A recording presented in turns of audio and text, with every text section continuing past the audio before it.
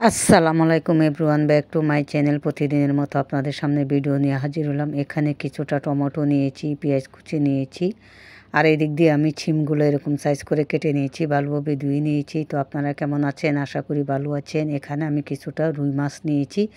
এখন আমি আমার হাতের সাহায্যে নুন মরিচ দিয়ে মশলা দিয়ে এটা ভালোভাবে আমি মেখে ঝুঁকে নেব। তো একটু করে তেল দিয়ে দিচ্ছি। এই তেলটা দিলে মাছটা ফ্রাই করার টাইমে খেতে অনেক টেস্ট আসে, সুস্বাদু হয়। তো আপনারা কেমন আছেন? আশা করি ভালো আছেন। আলহামদুলিল্লাহ আলহামদুলিল্লাহ আমিও ভালো আছি।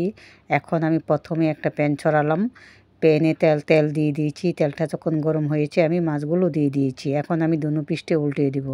আর আপনারা দেশ বিদেশে যেখানে আপনারা অবস্থান করছেন, আশা করি আমার ভিডিওটা সম্পূর্ণ দেখে যাবেন আর আপনাদের কাছে অবশ্যই ভিডিওটা ভালো লাগবে।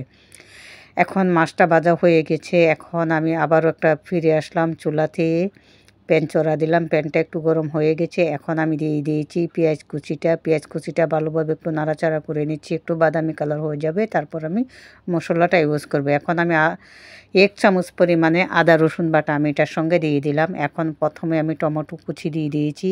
এখন আমি দিয়ে দেবো কাঁচামরিচটা দিয়ে আবার ভালোভাবে একটু নাড়াচাড়া করে নেব।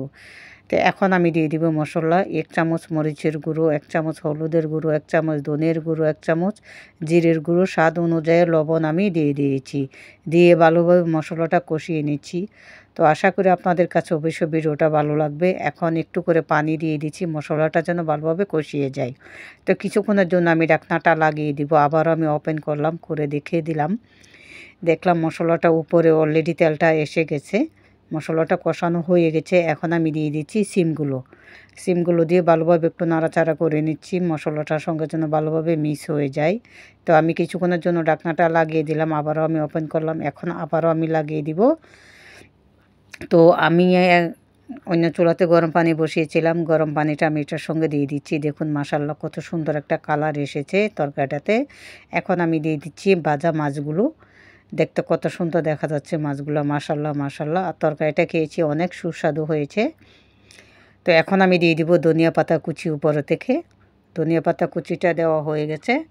এখন আমি গরম মশলাটা একটু দিয়ে দিচ্ছি উপরে, জিরের গুঁড়ো দিয়ে দিলাম। ওকে, আল্লাহ হাফেজ। আমার ভিডিও পর্যন্ত। আশা করি আপনাদের কাছে আমার ভিডিওটা ভালো লাগবে। সম্পূর্ণ ভিডিওটা দেখে